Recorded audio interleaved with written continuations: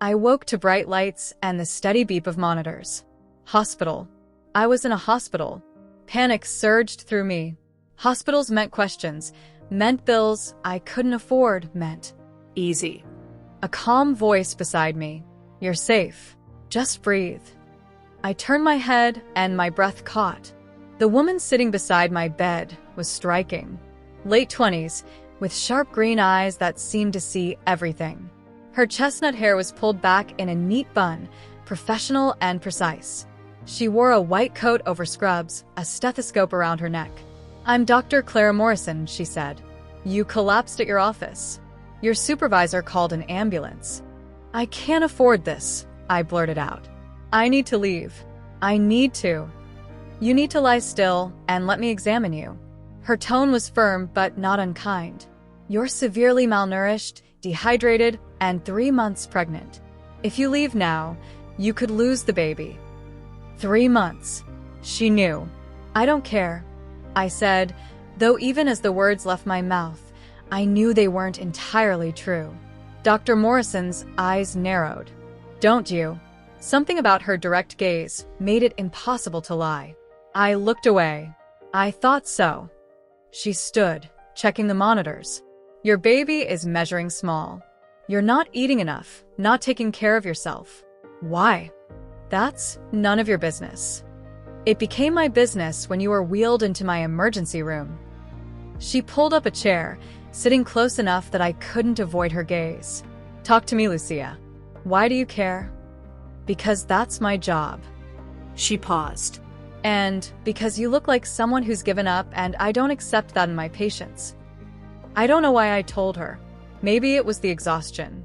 Maybe it was the way she looked at me, not with pity, but with genuine concern. Maybe I was just so tired of carrying it all alone. The words spilled out. Not everything.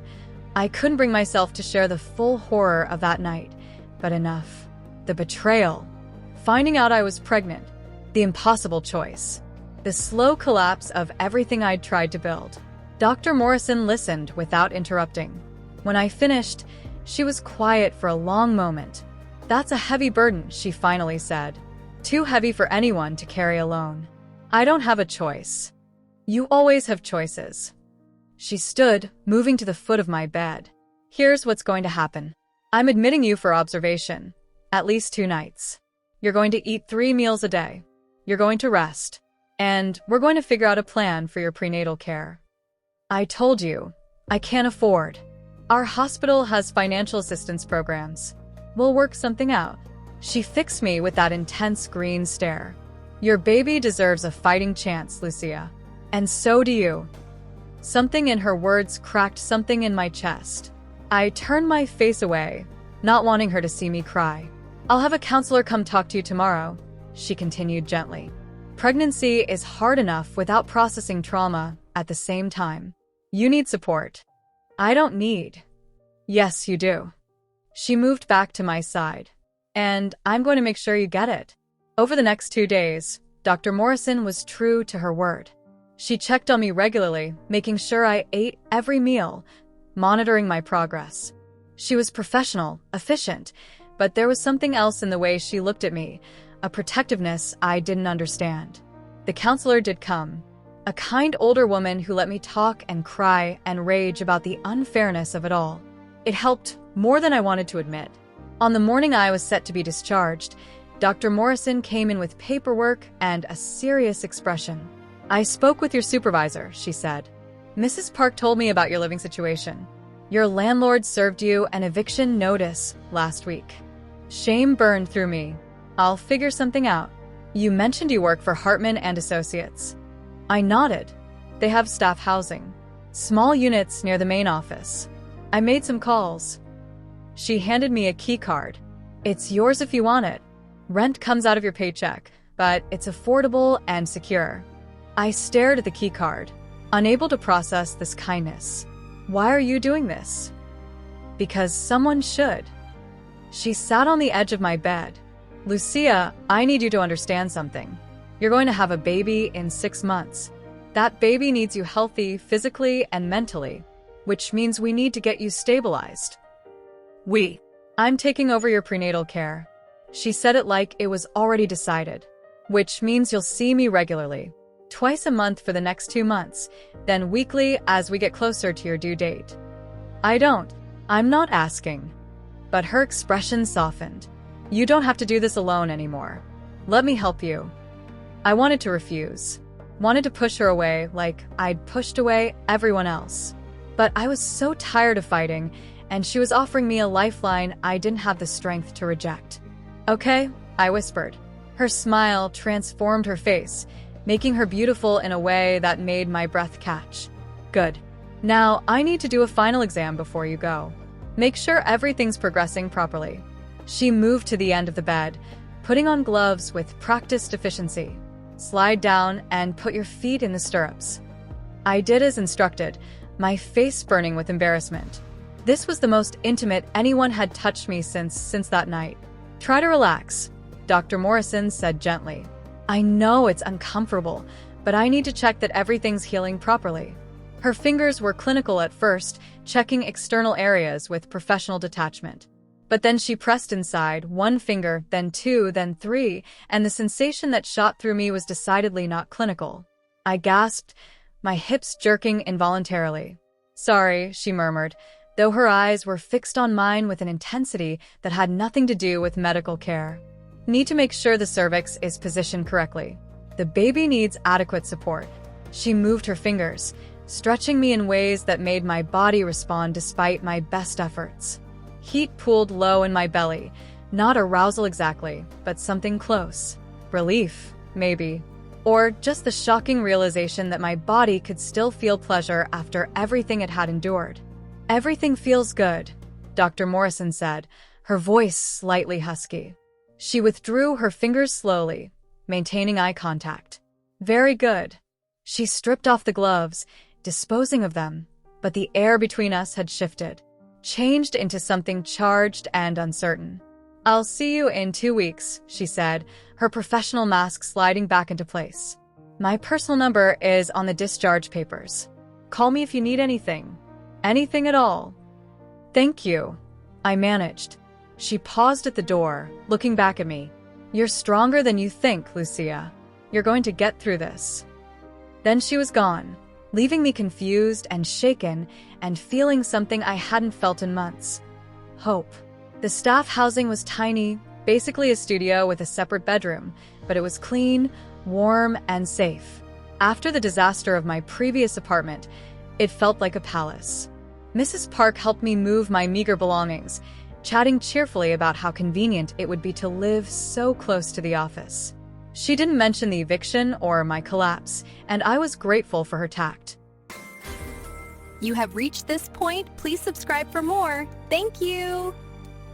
Work became easier once I wasn't spending energy worrying about where I'd sleep or whether Mr. Ken would throw my belongings into the street. I started eating regularly, still not much, but enough that the nausea began to ease. And, true to her word, Dr. Morrison checked on me. My first official prenatal appointment was 2 weeks after my discharge. I arrived at the hospital nervous, unsure what to expect. Dr. Morrison met me in the exam room, wearing scrubs, and that same intense focus I remembered. Lucia, good to see you. How are you feeling?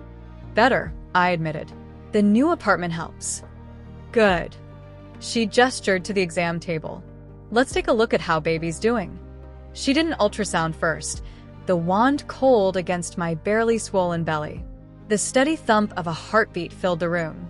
Strong heartbeat, Dr. Morrison said with satisfaction. Baby's measuring right on track now. You've gained 3 pounds, exactly what we want to see. Pride flickered through me, surprising in its intensity. I'd done something right. Now for the internal exam, Dr. Morrison said. Same position as before. I positioned myself, trying not to think about how vulnerable this felt. But Dr. Morrison's touch was confident, sure. This time when her fingers pressed into me, 3 again, spreading and checking, the sensation was even more intense. My body responded immediately, warmth flooding through me. Relax, she murmured, her free hand resting on my thigh.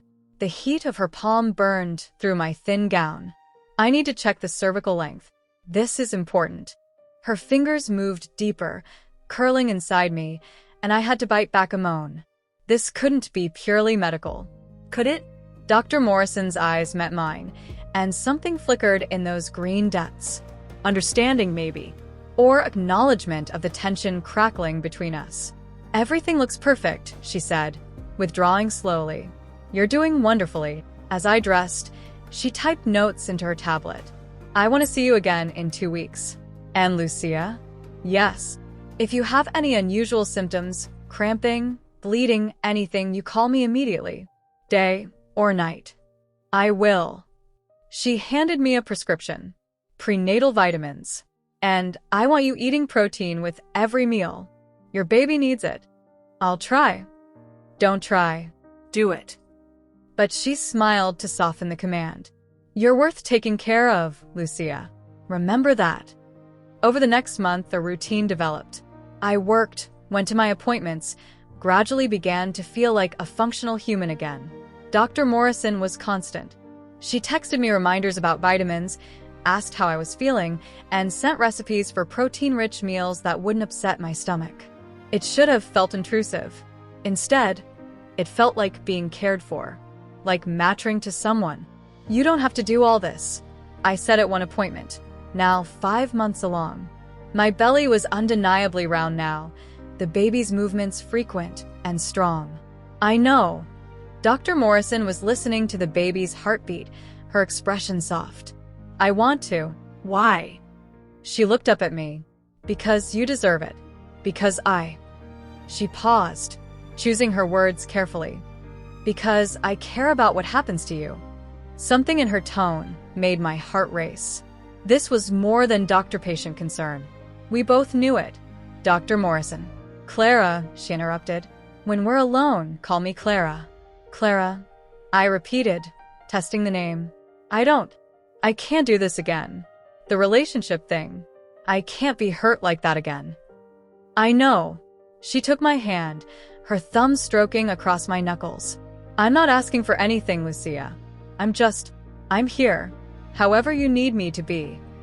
But the way she looked at me told a different story. The way her touch lingered, the way her breath caught when I said her name. She wanted more. She wanted me, and terrifyingly, impossibly, I was starting to want her too. It was around this time that Clara started showing up with food. The first time, I came home from work to find a bag hanging on my doorknob. Inside, a full meal from a nice restaurant, still warm, with a note in elegant handwriting. Protein, vegetables, and something sweet. You need all 3. See. The next week, it was a grocery delivery. The week after, she showed up in person with ingredients and cooked in my tiny kitchen while I sat at the table, watching in bemusement. You don't have to do this, I said as she chopped vegetables with professional efficiency. I know. She glanced back at me, smiling. But you're eating for 2 now, and I want to make sure you're both getting what you need. Clara, let me take care of you. She turned fully to face me. Please, just let me do this. How could I say no? She started coming over twice a week, cooking meals I could reheat throughout the week. She brought baby books and read them aloud while I lay on the couch, exhausted from work. She came with me to pick out maternity clothes, insisting on paying despite my protests. You need proper support, she said, holding up a bra. Your body's changing. Let me help. Slowly, so slowly, I barely noticed it happening. She became essential. The person I texted when the baby kicked hard enough to startle me. The person who talked me through panic attacks when memories of that night threatened to drown me. The person who made me believe I could actually do this. Be a mother, build a life, survive. At 6 months pregnant, Mrs. Park called me into her office. Lucia, I need to talk to you about maternity leave, she said gently. You're entitled to 12 weeks after the birth. But I was thinking you're looking tired. Would you like to start leave a little early? Maybe at 8 months. Relief crashed through me. Really? Really? You've been working so hard. You deserve a break. I called Clara on my way home, and she whooped so loudly I had to hold the phone away from my ear. That's perfect, she said. It means I can help you get the apartment ready. Baby-proof it, set up a nursery area. Oh, we should go shopping for baby supplies. Clara, I can't afford. I'm buying it, she said firmly. Before you argue, this is happening. Consider it a baby shower gift from me. That's too much, Lucia. Her voice gentled. Let me do this. Please. It makes me happy to take care of you. That weekend, we went shopping. Clara pushed the cart through the baby store with the enthusiasm of an expectant parent herself, throwing in items I never would have thought to buy. Trust me, she said, adding a fancy breast pump to the cart. You'll need this. Clara, this is hundreds of dollars. And you're worth every penny. She squeezed my hand. Stop arguing and help me pick out cute onesies. As we shopped, I caught her looking at me with an expression that made my heart ache. Longing, mixed with tenderness, mixed with something deeper. She was falling for me, maybe had already fallen. And I didn't know what I felt. She was becoming everything to me, friend, support system, savior. But could I trust those feelings?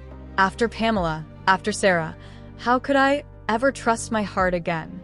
That night, after we'd set up the bassinet in my apartment and stocked the shelves with diapers and supplies, Clara sat beside me on the couch. Lucia, she said quietly, I need to tell you something. My stomach dropped. What?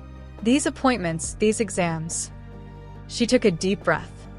The cervical checks I've been doing, they're not strictly necessary, not as often as I've been doing them. I stared at her. What? Everything I've done has been medically valid, she said quickly.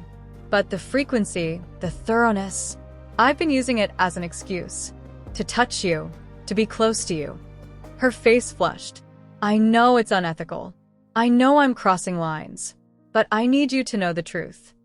My mind reeled. Those exams, the way they'd made me feel, it had been deliberate. She'd been what? Seducing me? Why? I whispered. Because I'm falling in love with you. Clara's voice cracked.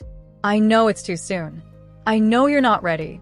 But I can't keep lying to you about my intentions. Love. She loved me. Terror and hope warred in my chest. I can't. Clara, I can't do this. I know. She stood, not meeting my eyes. I should go. I'm sorry. I'm so sorry. She was at the door before I found my voice. Wait. She turned, and the devastation on her face nearly broke me. Don't go, I said. Just stay. Please. Lucia. I'm not ready, I admitted. I'm not ready to trust again, to love again. But I don't want you to leave. Can you just be here? As my friend, as my doctor, as whatever this is? Clara crossed back to me, kneeling in front of the couch. She took my hands in hers, pressing them to her, lips gently. I can be whatever you need, she said, for as long as you need it. No pressure, no expectations. I just want to be in your life. I pulled her up onto the couch beside me, and we sat there in silence, her arm around my shoulders, my head resting against her chest. I could hear her heartbeat, steady and strong.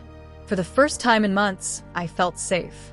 The 7th month of pregnancy brought new challenges. My body ached constantly, my feet swelled, and sleep became nearly impossible. But Clara was there for all of it. She showed up with a pregnancy pillow that cost more than my weekly grocery budget. She massaged my feet while we watched movies. She held my hair back when morning sickness made an unexpected 3rd trimester return. This isn't normal, she muttered, checking my blood pressure one evening. I want to run some tests. Is something wrong with the baby?